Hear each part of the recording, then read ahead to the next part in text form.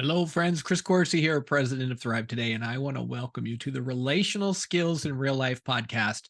Friends, we have an important topic today, and the important topic is how to sustain joy over time. And why isn't joy sustainable over time? What are some key ingredients to help us keep the flames of joy alive? Friends, this is a common question I hear from a lot of people who've started down the road of practicing relational skills. They've been growing and learning and practicing relational skills. And one of the things they notice is that it's not too hard to start joy, but the challenge is how do we keep the joy flames alive? What do we have to do to keep joy going? Because let's face it, life happens. Pain is loud. Problems are big. Life is busy. So, what can we do? What are some simple practices or some habits that we can develop to keep joy going and growing? Friends, I can remember when Jen and I were dating, we were both so excited about the relationship and we just couldn't wait to get married. And the day came and our wedding was full of joy. I can still remember it clearly, even when part of our wedding cake crashed to the floor. It didn't quench the flames of joy. We still were glad to be together, and it was so special to share that with our people. And I can remember just learning to live life together and adjust to the new rhythm of a marriage and what all that looks like. But over time, what happens is the newness wore off. And then we had to learn how to communicate, how to connect in joy and peace, how to live life together and navigate the strains and the pains and all of those things, the good, the bad, and the ugly. And friends, the same might be true with friendships and with other relationships in our lives. Joy is really not too hard to start, but we actually have to do something to keep joy alive. And that's what we're looking at today. You see, what happens is there's a neurochemical called dopamine, and dopamine is known as a reward hormone. And dopamine is what's released to something new. So when you get that new gadget or that new toy or that new book, dopamine is released, and dopamine feels good. It's often called the reward chemical, and so it just feels good.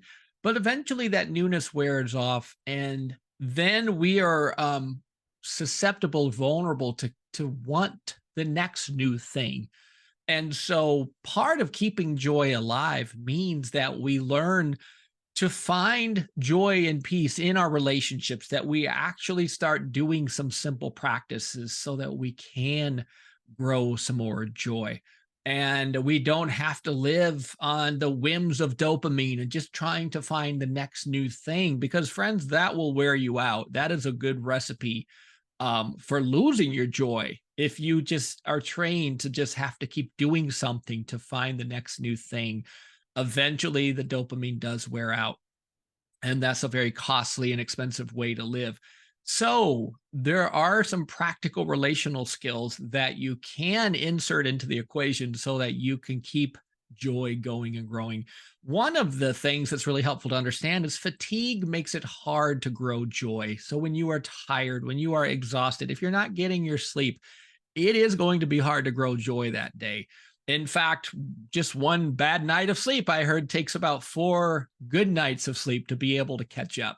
So you can imagine a tired brain is not a good trainable brain to run on joy and to grow joy. So the secret behind joy is actually quieting and resting. And so I often tell people, if you want to increase your joy, spend more time resting, quieting, and calming, because what that's going to do is that's going to charge your battery for more joy.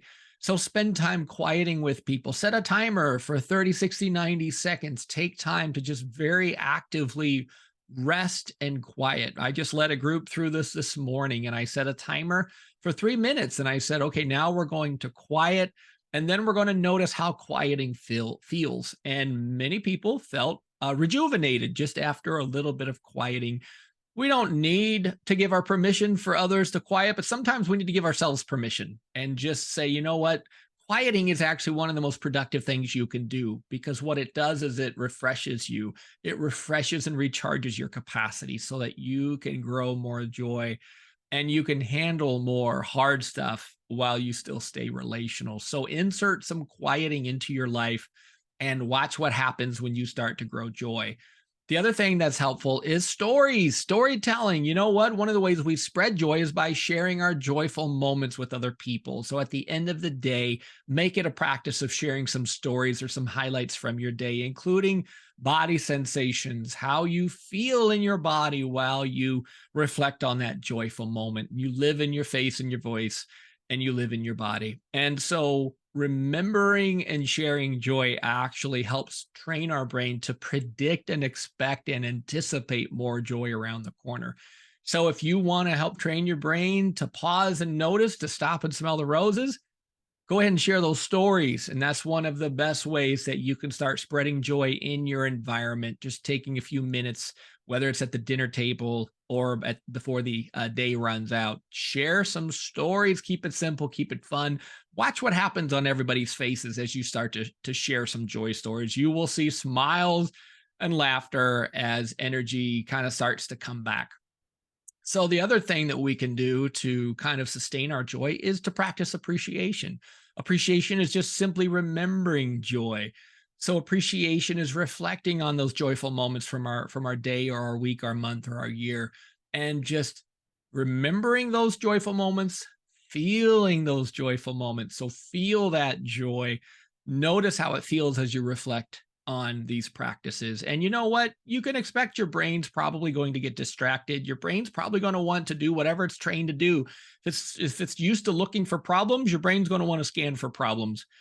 But don't give up. Actually, the resistance is a sign that something good is happening when you're trying to practice appreciation. So stay with it. Set a timer, give yourself some time to just reflect on the good stuff.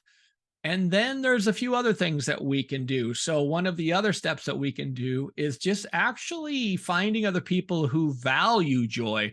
This could be a small group, this could be some friends, coworkers. It's just taking some time to actually connect with other people and hear about their joyful moments and share that joy. You see, a lot of joy is actually nonverbal. So when you're practicing with other people, it's good to see it on their face. It's good to hear it in their voice. It's good to see it in their body language. Your brain will feel that and reflect some of that back to the person that you're interacting with. So I have a friend who has taken it upon himself to practice some joy in the workplace, and so he is going through some of our resources and he's practicing these exercises with colleagues. And he's noticing how that really makes a difference in his day. And it actually helps him be a little more productive, a little more focused, and a little more energized. So, interacting with other people is always a great way to sustain joy. It's a reminder that you're not alone. And then the other ingredient here would be just to remove the obstacles that hinder or restrict your joy.